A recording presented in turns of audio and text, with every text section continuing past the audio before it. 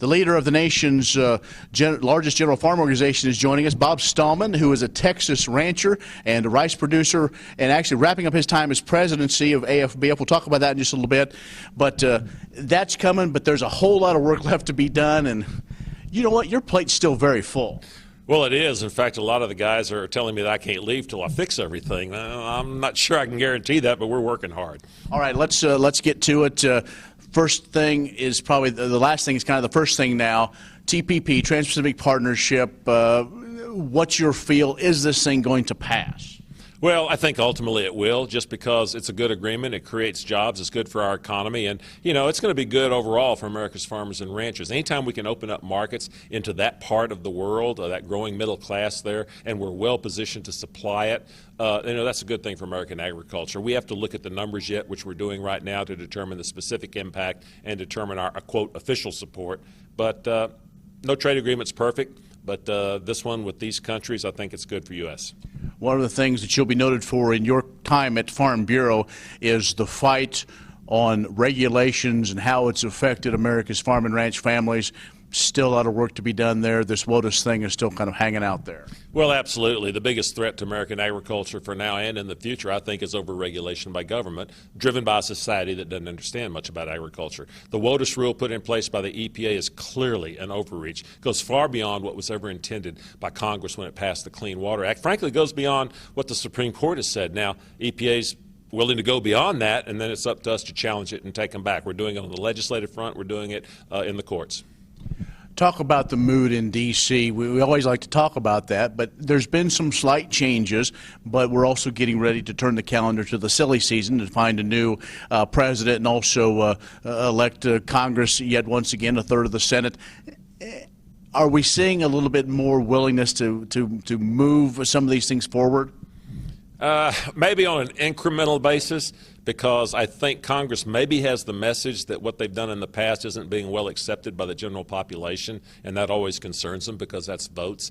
But we'll have to see how far that goes. But once you get into the political season with the dynamics as they are now, and you can see that in the presidential debates being played out, things get a little crazy in Washington. Unfortunately, we need to focus on good governance, but sometimes politics intervenes. We are seeing a different way of this year with a couple of different candidates that are kind of non-traditional, if you will.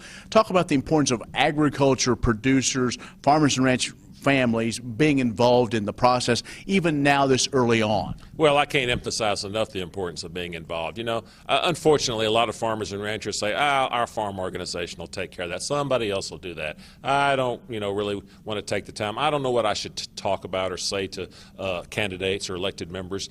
Nonsense. Get out and tell them what the impact is of policies on you. Tell them what agriculture needs to be successful, and tell them you're going to be paying attention as to, how you vote and what you say. And that needs to be done a whole lot more than it is. All right, let's get to that question you've probably been asked 100 times already. In just a few months, you will decide not to run for election, stepping down as president of American Farm Bureau. I know we could probably talk all day about some of the highlights, but talk about this experience as you started and now as it's grown, not only with you within the organization, but all the things that have gone on. Just got a few reflections. Well, 16 years has been fantastic. It's an experience that 30 years ago when I was a young farmer wading around in the rice fields and fighting mosquitoes, I never would have thought I could have had. The Farm Bureau members, farmers and ranchers across this country, it's been fantastic to get to know them. It's been fantastic to be able to deal with elected members, with heads of state, with cabinet members in different contexts. Something that I'll always be appreciative of having the opportunity to do. We've come a long way, I think, in Farm Bureau. We're better off financially. We've got a good internal operating platform. And more importantly, we have leaders that are willing and ready to step up and take the reins. 16 years is long enough. It's a good decision for me. It's a good decision for the organization. But it's time. Well, we appreciate everything that you've done with other organizations as well that have been started and you've been able to lead as well. The trade front is obviously probably, I guess, is that one of the things you maybe miss the most, is to be able to get on the nitty-gritty of really being able to see things develop that helps American farm and ranch families? Given the frustrations that are inherently involved in trade negotiations, I don't know that I'm going to miss that, Ken. I've probably spent more of my time from a policy standpoint on that issue, but it's incredibly slow, incredibly frustrating.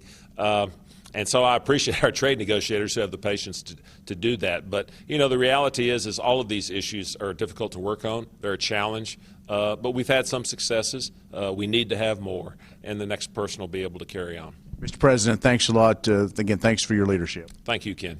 Bob Stallman, President of the American Farm Bureau Federation, has joined us. That's the Ag View. I'm Ken Rogers.